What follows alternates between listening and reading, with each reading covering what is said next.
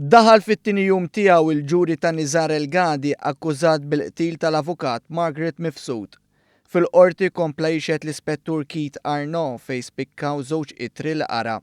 F'waħda minnhom li kienet indirizzata liż-żewġ titfal tagħhom El-Gadi taxxifhem li kien lest iwettaq suwiċidju għall-imħabba li kellu lejn ommhom. Fiha jgħid ukoll li min qalilhom li kien hu li qatel lil ommhom kien giddieb u għax ma ridhomx flimkien. Iżda fittra oħra li nstabet fil-kamra tas-sodda tal-vittma u kienet miktuba minnha hemm deskrizzjoni ta' meta El-Gadi prova jifgaħħa f'Marzu ta' 3 snin ilu. L-ispettur Arnaud żied jgħid li fl-istess ittra kien hemm miktub li l-akkużat eddida kemm il-darba filwaqt li kien qalilha li kien kapaċi jwettaq qtil mingħajr ma jħalli traċċi.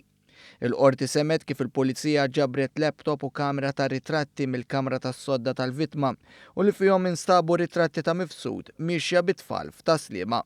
Il-prosekuzzjoni qalet li r-ritratti ttieħdu minn iPhone 3 ijiem qabel il-qtil u li minħa r-ritratti kienet isegwi lill-vittma.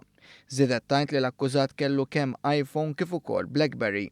L-ispettur Arnaud qal ukoll li El-Gadi gideb meta mistoqsi fejn kien fil-jum tad-delitt, hekk kif it-traċċi teknoloġiċi uraw mod ieħor.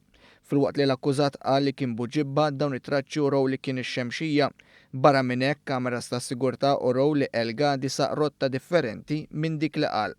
L-ispettur Arnaud qal li meta El-Gadi kien mistoqsi dwar il-fatt li huwa mar ix-xemxija wkoll u ma qalilhomx, wieġeb lill-pulizija li kien qed jakkumpanjah ħasbal. Dan hekk kif qal li huwa qallu li mar ix-xemxija iżda l-pulizija insista li din il-parti qatt ma ntqalet minn El-Gadi.